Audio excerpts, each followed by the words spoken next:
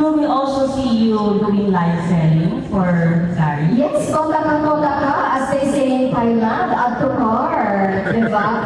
And wala pong masama. Yun nga din yung question sa akin during the Grand Talk kasi one of the issues sa Miss Grand International is the candidates or the winners are doing live selling and there's nothing wrong with that. MGI just help us to be good entrepreneur.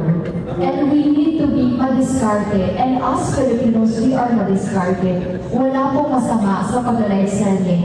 And after I won Miss Grand International, yung first live selling namin with my first runner-up Gachabel, actually naging live selling for Acosta po siya.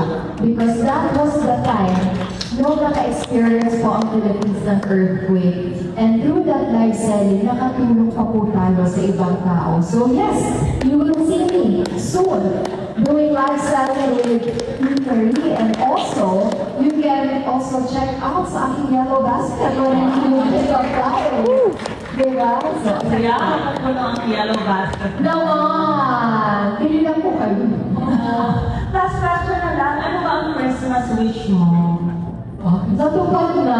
Actually, yung Christmas wish natin, parang natupad lang naman yung back-to-back victory. Siguro, ang isa na lang din na hihingin ko, ay, it would be a big word and it's really hard to achieve. Pero, wala naman pong imposible if we will have a wish to have like peace. Peace within our community and peace within us. Thank you. What a beautiful word to end our